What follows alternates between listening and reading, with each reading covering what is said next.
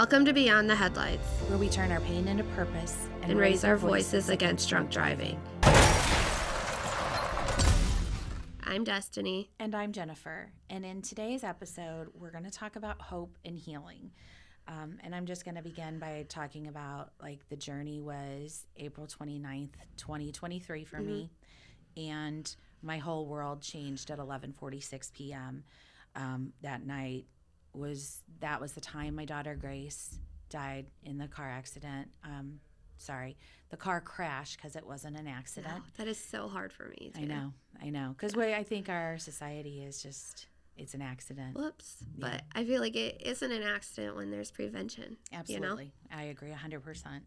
And so the crash happened at 11:46, but we weren't notified until 1:30 a.m. And the awful police officer came to our door, and we got that awful death notification. There's no other way to describe it, but he walked in, he gave us the unthinkable news. He was a great person. He was hurting just as bad as we were. Yeah.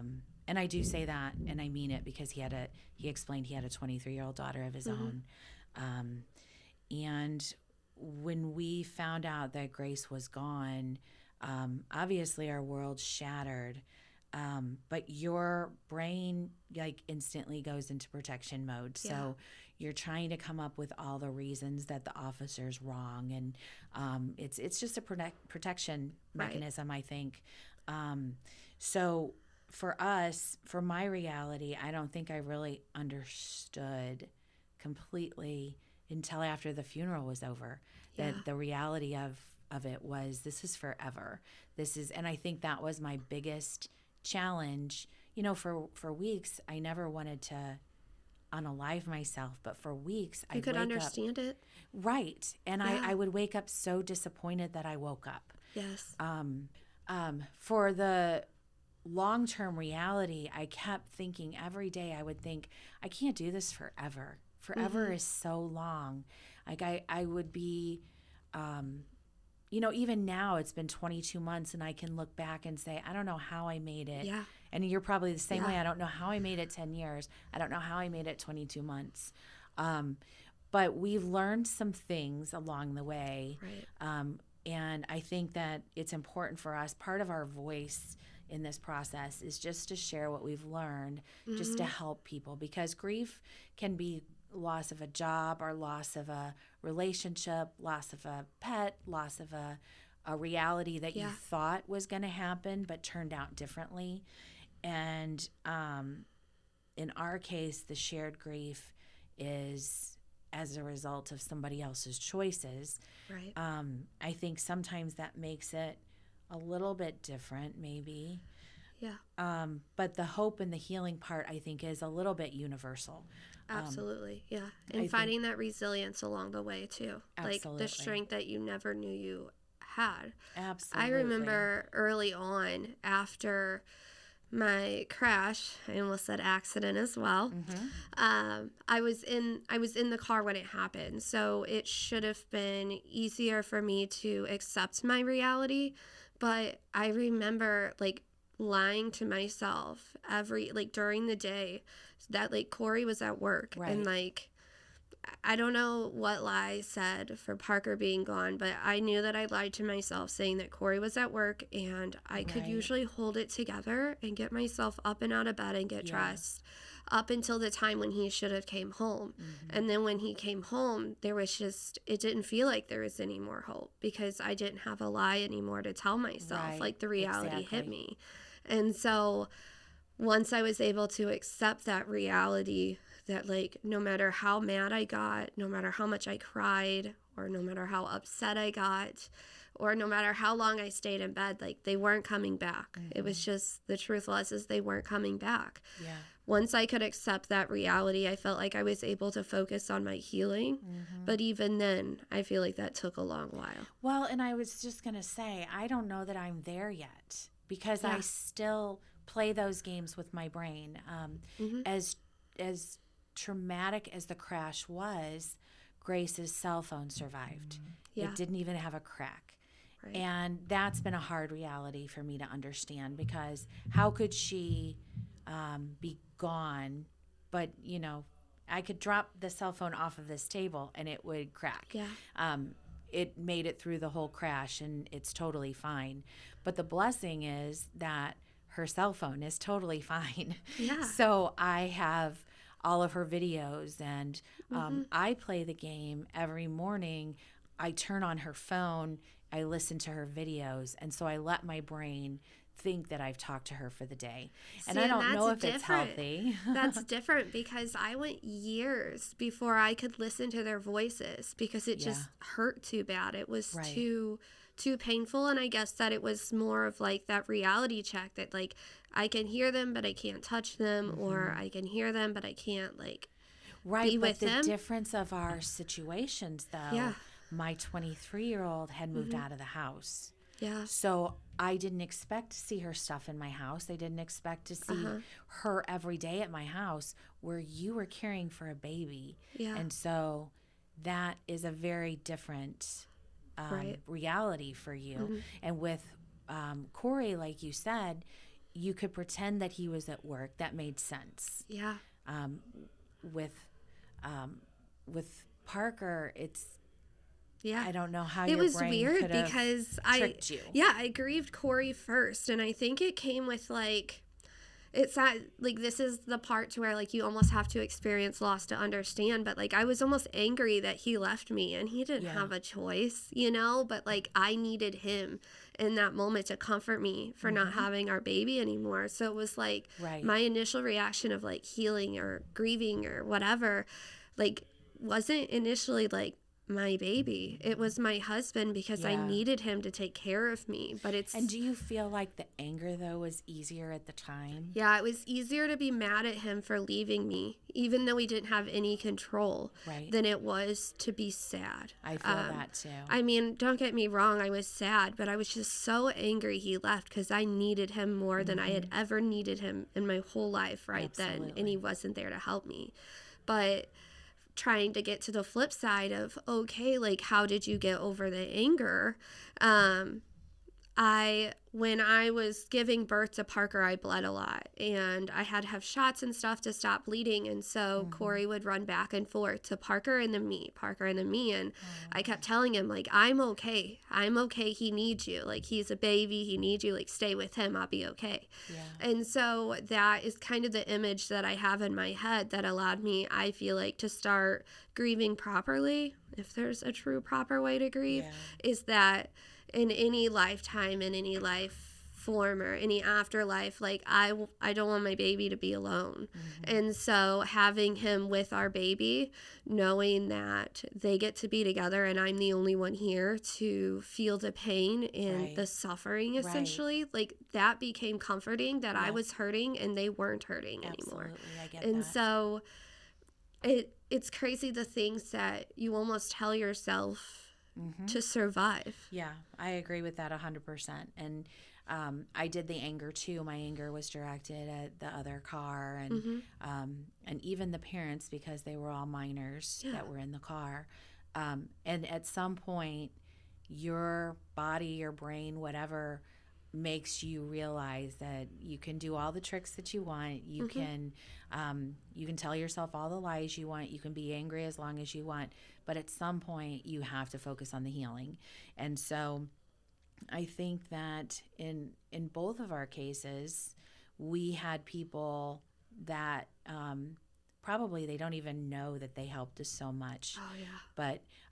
But people that kind of threw us a life preserver. Part of mine has been angel moms that have lost other children. I think because we share such a deep grief, because we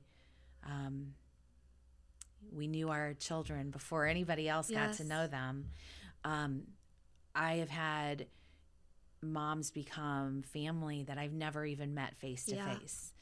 I think they were very, very valuable, and they were the biggest cheerleaders of, this is the next step. This is what tomorrow's going to look like. This is what the next day. And I'm still in close contact with a lot of them.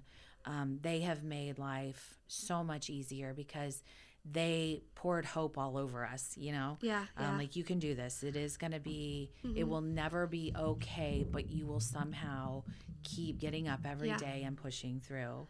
And with my like life preserver per se, I couldn't relate to the angel moms as well because they still had their people or their person to lean on. Oh, right. And my person was gone. Right. So like I feel you like had the double loss. So totally different. So it was like another and so I ended up I kept looking for younger widows, and it felt like they didn't exist. And I found another younger widow.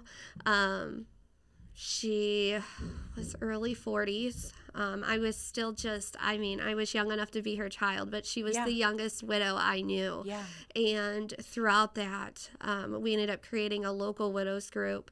And each of those women just walking in, they didn't lose their child per se, and they didn't lose their spouse due to a drunk driver necessarily, but like they still felt that loss of being alone. And that's, I think, where I was able to begin to find strength again, was knowing that, like, if they could make it day to day on their own, I should be able to make it day to day on my own. And I just kept leaning on them. Good point. But yeah, it's crazy how different that was, because different and same. Yeah. Very different, but very same. I think I've heard that a lot too about grief. I remember people would say to me, oh, well, my grief is different than yours, or my grief isn't as bad as yours. And I think that's such pain is pain. Pain is pain. And it is such a almost self-depreciating when you say that to somebody.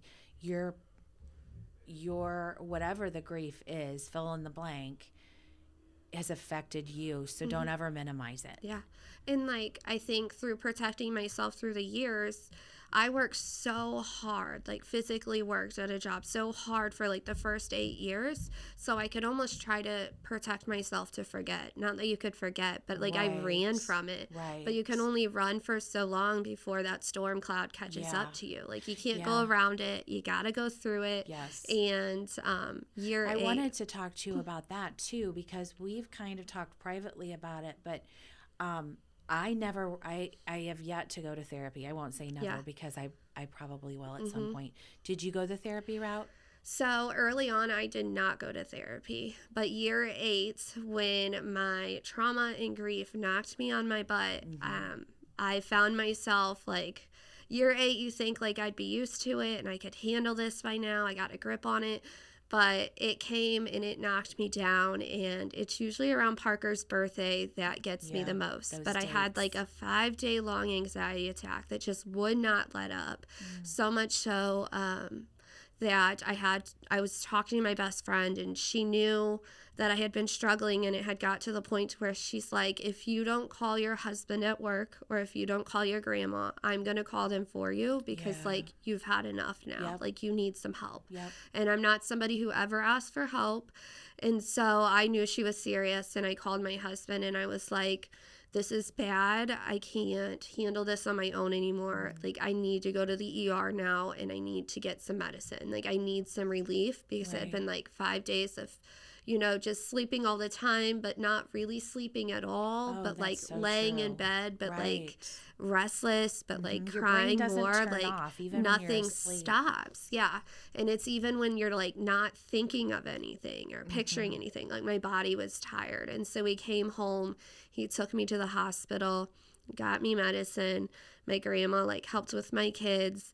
And a few days later I was feeling good again, but like I had started therapy. And I know that therapy is probably something I should do on a regular basis, but early on I struggled with going, because I was like, how can these people tell me what's going to help me when they have never lost their husband or their child? They've never walked this. Point. So I fought against it until I almost had no other choice but to like relive the memories that like I actually have from my crash. Like I ran until I couldn't. And I worked so hard till I couldn't. And then again, going back to your body was telling you it's time to process. It's been calendar days, calendar years, and now it's time to stop running and just process. I think like one of my biggest, like another big thing that stopped me from going to therapy was that like at my crash, I was in the car, but I remember nothing. I remember nothing except for what people told me. So if somebody packed up my house and moved me out, I don't know who did that. Or if there was something that happened at the crash that like I saw, I don't remember that. You have so many missing pieces. Yeah, so I don't even remember the funeral. So like it was like I had my family, and then 3 weeks later I have memories, you know, and I went through all of that, and so much happens in the first month, you know. So I'm thankful for that, but then oftentimes I think, could I be further in my healing journey if I had to have seen it in my brain too, you know, like if I held on to those memories. But we'll never know. And I'm almost, you know, it's a double-edged sword. I'm thankful I don't remember the yucky parts, but I still feel them. I don't remember them, but my body feels them. Absolutely, it does. Yeah, that's all a very good point. And I agree with you 100%. I think it is impossible to talk to somebody about your pain when they don't understand what that pain is. Yeah. How are you supposed to take advice and say, you know, again, going back to grief is grief. Yeah. That is a true statement, but two things can be true at once. Yes. And I think that I agree with that 100%. I did do grief share at church, and I felt like that was comforting. Very different though too, because there were widows and people that had different losses, sisters, brothers. I think I was the only one in the room that had lost a child. And I felt sort of resentful about it. Yeah. Like, I know you guys are struggling and I know it's hard, but you've not lost a child. So how can you relate to my pain? And I think that, again, because it was easier for me to be angry, sometimes I would look for things to be angry about. And I remember that was one of them. Like, nobody's sharing the fact that I'm the only one in this room that's lost a child. So, but I also think that with you missing pieces of the story, I think that, like you said, at some point you have to find peace with that, because you can't go back and fill in the blanks.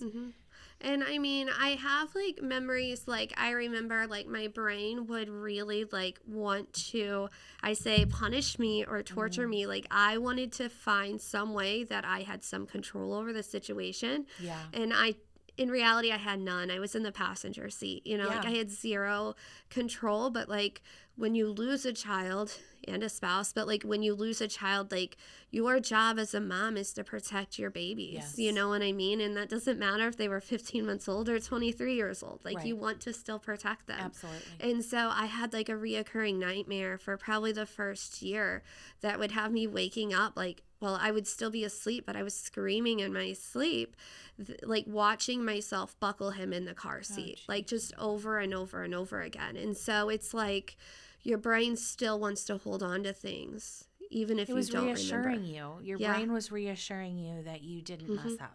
Yeah, and I would get so angry at myself because I couldn't find a way that I did mess up, so I couldn't place blame on myself. And so badly I wanted it to be my fault for whatever reason. But I think, again, it was just part of that healing process and trying to place blame, even though, like, I knew it was the drunk driver that had multiple offenses. Like, I knew it was her fault. But as a mom... Did she live? No, she passed away as well. And that's where, well, I guess that's... Our stories aren't different there. Like, both of our drivers passed away, but... Grace's drunk driver died on the scene as well. Yeah. There's just... So then you're stuck because you're angry and you want to blame someone. Yeah. That person is gone, so that shuts off that path of anger. And so you can't blame yourself because you remember buckling him. So, yeah, I think then you just start You're trying to make angry. sense of it. You're just trying to make sense of it. And anger seems to be the first spout of, like, healing or grieving, you know? I think so. I think that that sometimes that gets rushed, too. Yeah. That nobody wants to see you angry. It's just they want you to forgive. I've been told that so many. Just forgive. You've got forgiving is for you. It's for healing, and I agree with that. But don't tell somebody who's grieving just to forgive, because That's like Right. when a kid is having a temper tantrum and you tell them they're fine. You're fine. You're fine. They're obviously not fine. They're telling you they're not fine. They're trying to get it Right. out some way or another. Right. And forgiving the driver that took our family is not something that somebody can put a timeline on. Yeah. It happens when you're ready to let it happen. Yeah. And forgiveness, that's hard, that's a big pill to swallow, especially when it made our lives so very different. Yeah. I do think that I'm at a spot to where I probably have found a way to forgive, and it may not look the same as everyone else's kind of forgiveness, but it's the nicest form of forgiveness I have. Yeah. So I take it. Like, Absolutely. she doesn't own my life or anything anymore, but to an extent, this story, like our life story and our life tragedies, like it owns my life, because there's times that like I wish that I could be like the rest of the world and quit fighting this fight, because Right. it is hard. I agree. Like, you think that you're making progress and then you get knocked down again, and then you stand up to make progress again and you get knocked down, and it's exhausting. It's but a hard like journey. but it's one of those things, like when it's someone that we care about so much, we just can't stop. Right. Right. Going back to doing things your own way and your own process. I know at the beginning, well, you mentioned that your house was cleaned out, and Yeah. that was probably whoever did it was thinking that was a protection for you. Yes. I also had people protecting me, and some of the things, like, I hope this isn't too graphic. I don't mean it to be, but I was told not to go identify her. I was told not to go to the car, that all of those things would be too traumatizing for me. And it was all done as a protection, of course, and I appreciate it. But my brain was still in denial that it happened. So I had no proof that she was gone. So, and like I said, she didn't live at home anymore. So her not being there didn't seem wrong. But when we did get all of the contents of her car, I felt like my brain, I had to throw myself into cleaning all of that up. I had to wash everything myself. I had to touch everything and decide what to keep and what not to keep. And like I said, her cell phone was in perfect condition. She had 2 fishing poles in her car, both in the same spot. One was shattered in 14 different pieces, and the other was in working condition. Did not make any sense. Parker's car seat looked perfect. Like, you could use it again if you wanted. Like, it looked perfect, and I couldn't make sense of that. Like, how was my precious baby not okay, but this piece of plastic was okay? Like, you think the plastic would crack, but no. Yeah, and Grace was cremated. The funeral home told us that if we ever needed the ashes for sprinkling somewhere, for jewelry, or for anything, to bring it back to them and they would take care of it. And, you touched on the loss of control and how nothing is in control. And I do know now that control is an illusion, that nobody is in any control. Don't tell me that. I know, right? I still think I have control of my life now. To break the news to you. No, but the control for me was like seizing that back and saying, no, this is my daughter's ashes. If I want to open this box, I will. And that scared everyone around me, and it scared me too, but there was so much comfort. And I hope that's not graphic, but there was so much comfort in seeing it for myself. And I will say that I touched it, and none of it's my baby, so none of it grossed me out or anything. Any of those things that normally people get freaked out over, I was just like, and I still open the box and hold the bag, and I know that's not the same for everybody. And I think that's an important thing to keep reiterating. Like, we can sit here and tell our stories, but the people that are listening might say, that was not the same for me. None of those things that you're talking about resonate with me, because mine was totally different. But I think that's okay, because your your different healing paths have led you towards peace, in a sense, and mine have led me towards peace. I think if people would have said, no, you can't open that box filled with the possessions from her car, that would have drove me crazy, because you've taken control from me again. And I just need to do it. If it traumatizes me more, that's on me. I've made that choice. Do you agree with that? Yeah, because when these crashes happen, or just when you lose a loved one, even, you lose so much control. You mentioned that, like, after my crash, my life was never the same afterwards. I didn't get to step back foot in my house because my family was doing the best with what they had, and they thought that I would need more hands-on support, and I probably did. But so, like, I never got to go back in my home. I never had my house again. Like, I never had my car again. I didn't get to see the little messes that we left behind. That's or really smell tough. their smell, you know? Yeah, really so tough.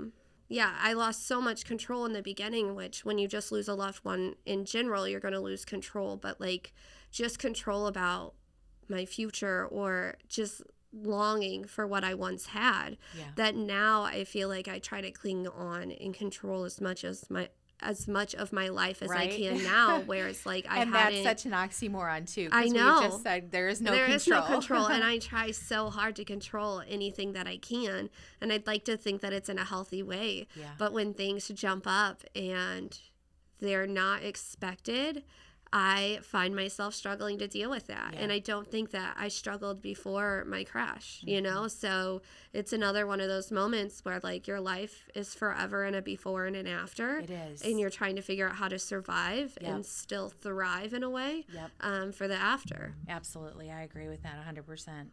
And do you feel like some days you've got a better grip on it than others? Like, I know 10 years and 22 months, and we've said, like, I didn't know what to expect time-wise, but I remember some of those angel moms that I've talked about said, just be patient, because there is no timeline. There is no, I'm going to feel better in 2 weeks or a month or a year or 5 years or 10 years, because some days it's like it happened yesterday. Oh, yeah. And it's still that way, too.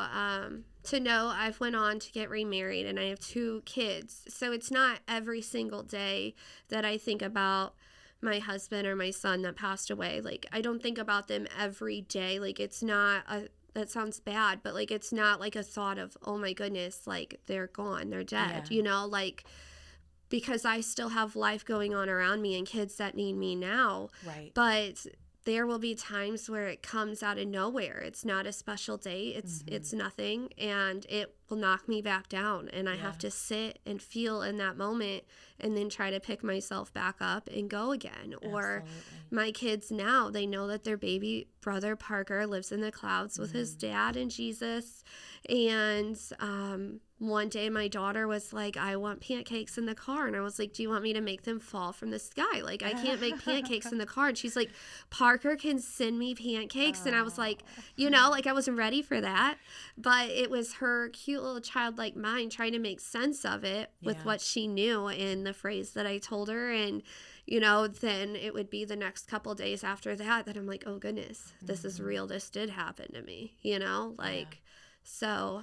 Yeah, that, I think there is kind of a dreamlike state about all of it. It doesn't seem real. No. And even 10 years later, it still doesn't seem and real. And, like, I could hear your story and be like, oh my God, I can't imagine. Whereas I'm sure you're the same about me. But, like, I've even gotten to points to where, like, I disassociate quite a bit in terms of, like, my crash. And I can't necessarily cry when I'm telling my own stuff, but I could cry listening to yours, you know? So I agree. I think it, again, is a protection mechanism just to survive. Our brains are amazing. I know. The way they're designed. Yeah. I think that all the time, that part of my healing has been speaking, and I speak at a lot of victim impact panels for MAD. And I don't cry when I speak, because I look at it like the control. This is my way of maintaining control. So I might cry for the week before I am scheduled to speak, and I might cry for the hours after until I fall asleep. But I won't cry when I'm up there telling that story Well, because that it's control. and when you're there, like at a victim impact panel, you're talking to people who have offended, and so I feel like when I cry in front of people, sometimes it makes me feel a little more weak, and I want to be able to control my emotions again. Right. Control, like I want Right. to be able to control. Yeah, you're not going to take anything else from me. Yeah. You've already And so- taken so much, so I'm going to keep this for me, and Yes. I'll cry on my terms, Yeah. which sometimes means in the middle of the grocery store. Exactly. I don't That's care. okay. Right. I don't care who sees me at a stoplight crying. No. But in a victim impact panel, especially, I will not cry because I'm not going to let that happen. Yeah. Nope. You're not getting Ever. it. Did you journal?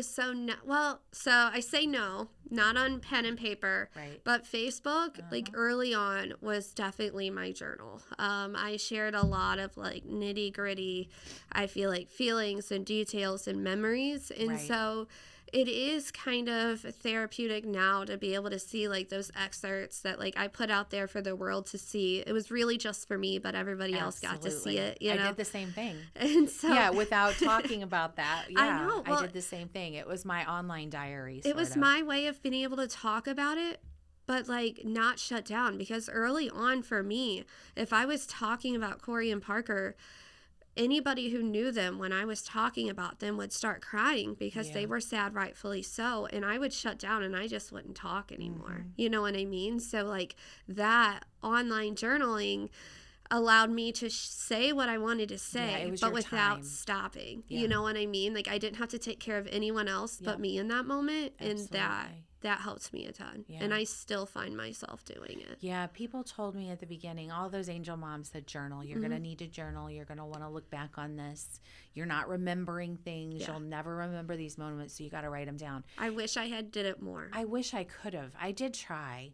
Grace was a journaler, so we have tons of her journals, which is such a blessing, and I love reading her points of view and her where she was at different stages in her life, because she always did it. She loved doing it.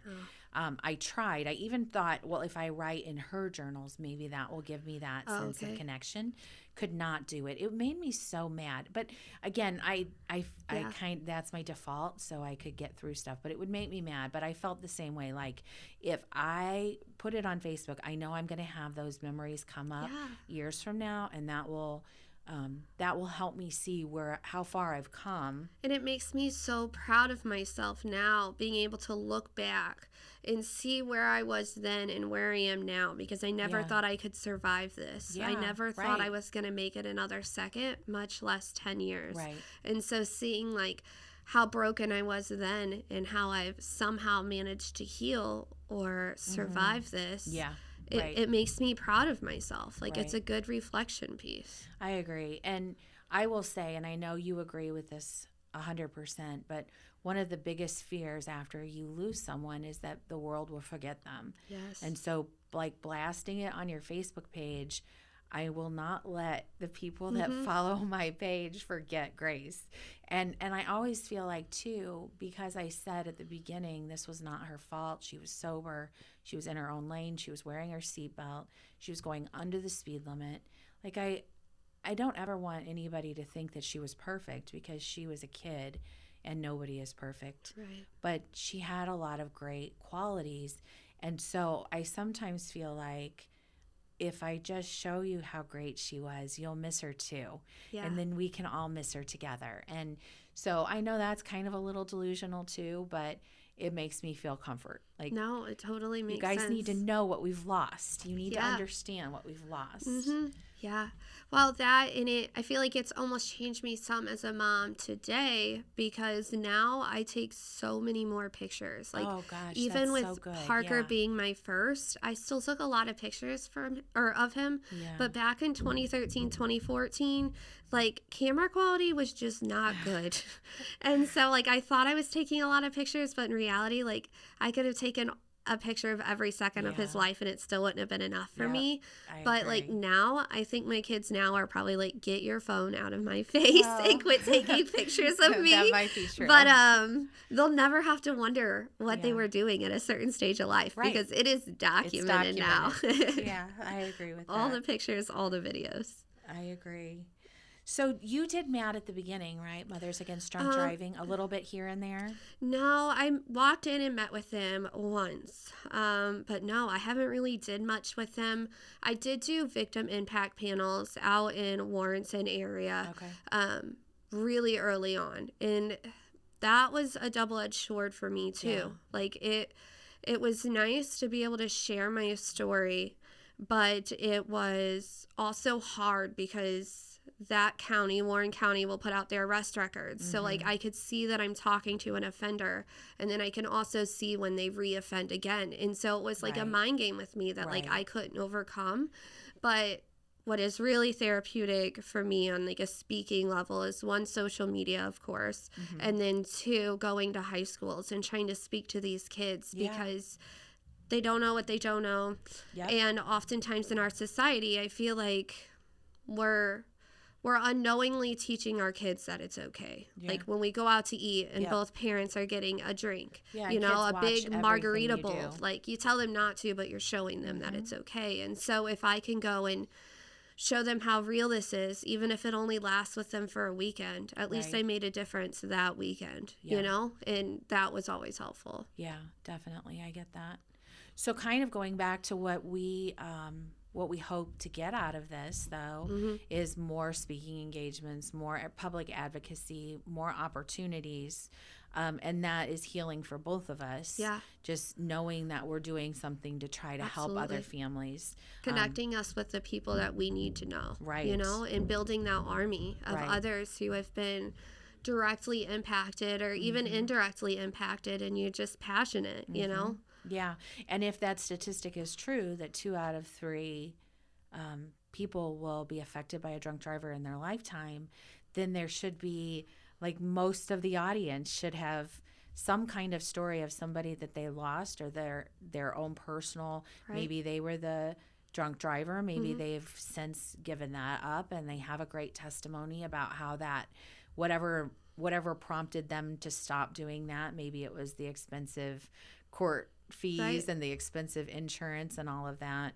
But we're just going to keep talking. And the whole Beyond the Headlights idea is that we're not alone in this, and that so many of us go through this unnecessarily. This does not have to happen. This is not like cancer. This is something that is preventable. And we just want to, like your words, you want to build that army. Yes. We want people, allies in our corner that are going to help us fight this, because we're can't do it alone. We're stronger together. Yeah. And if we don't come together, it's going to be that much harder to bring change. And if you've been impacted, you know a change has to take place. And it's starting with us. Absolutely. So going forward, our future is... and for both of us, talking about Corey, Parker, and Grace, like we've said already, there's so much healing in that for us. And it's just so good for us to be able to say their names and have other people say their names with us and recognize them. We also know that we have hope because we have seen small changes. We've heard people's stories of... maybe, like I said, maybe they used to drink and drive and now they don't. Or what are some examples that you know of hope? I mean, I guess like throughout this, like I didn't really realize that change could take place. And then I had a best work friend and she became a best real friend, you know. It wasn't just about work anymore. And throughout learning more about her outside of just work, I had discovered that she had a DWI, you know, like back when she was younger. And I truly didn't feel that people could change because the lady that killed my family had 6 DUIs. So it genuinely didn't feel like change could take place. 6. You said 6. 6, yeah. And so knowing that my best friend now had one back in her younger days and she is so against it, you know, I think that helped me realize that change can take place. And the more we speak up, the closer we're getting to a cultural shift or a cultural change. And so that's a big part of why I just have to be loud. And, Yeah. you know, you may want to turn your eye towards the issues of drinking and driving, but like, I just can't. I can't, because if somebody else could have spoke up 10 years Yeah, ago, right. maybe my family would still be here, but they didn't. Right. So I waited 10 years for somebody else to do this, and nobody came. Nobody else made the changes that I needed. And Yeah. so that's where I'm at today, is making the changes that I needed to take place 10 years ago that could have saved my family if they were in place today. Yeah, that's also good. I was listening to a pastor on a podcast one day, and I heard him say, hope is oxygen for your soul. And I like sat in that for a while, because I do feel like that sometimes when we're having a really good day and we're super hopeful that we can make those changes and that people might actually be listening. I think that's such a big deal when people actually listen and you can watch their life and their little subtle changes. It is like almost like a big sigh in your heart. Like, okay, so this wasn't all for nothing. This wasn't in vain. And, you know, I don't, I know we have similar beliefs on heaven, and I know that Grace loved Jesus. And so that's such a reassuring hope for me, is that we will see her one day. Yeah. And I say that all the time at the end of my social media post, is that we're one day closer. So that was like the phrase early on that I told myself that gave me hope, to just hold on a little while longer. Just keep holding on, because we're one day closer to forever. Closer. Yep. And for forever and infinity is so much longer than we could have got here. Like, this time here on earth is nothing compared to what we get, you know, and they're so much happier. Like, we're the only people hurting right now. Right. And like, that's as a mom and a wife, like, that's comforting. Yes. It shouldn't be probably, but it is. No, it's it is. So comforting. And I think that's okay. I think that we're both in the same thought of that. And we have faith that they are totally fine. They're way better than we are. Yes. We're one day closer. Every day that we get through, we're one day closer. And I think that as much as advocacy is important for us, it's also so important that we are positive, happy, and as joyful as we can be while we do all this talking, because the anger has a lane, it has an important space, but the hope also is very important for people to remember. And for other moms, for other widows to know that we're here for you. Neither one of us will ever say, I know what you're going through, because we've heard that enough, and we know that that's not true. Nobody knows what anybody else is going through. We can resonate with it and feel some similarities to our stories, but we do want to know that people who have been victims of this crime and just grieving mothers and widows, we understand your heart, and we're here for you. We want to make sure that we always are a light for that too. Yes. I want to make sure that I'm able to shine some sort of hope, you know, to let people know that they're not alone. You don't have to walk this journey alone anymore, and that we're offering that life preserver that someone once offered to us, you know. Paying it forward. Yeah. Well, next week, we're going to talk more about advocacy and activism. Yes. And so that one, we will bring light and life to, so it doesn't sound so awful. But we both have some funny stories about things that we've done that maybe didn't work out the way we thought, or our ambitious ideas got ahead of us before we even had a plan. Always. Yeah. Thank you for listening to Beyond the Headlights. We hope today's episode brought you comfort, understanding, and a renewed sense of hope. If you found value in our conversation, please consider sharing this podcast with someone who might benefit from it. Remember, healing is a journey, and you don't have to walk it alone. For additional resources or to share your story with us and become part of our army, visit our website at beyondtheheadlights.com. You can also connect with us on social media at beyondtheheadlights-drunk driving stories. Until next time, hold on to hope, honor the memories of those you love, and take one step at a time towards healing. You're not alone on this path. Take care and be well.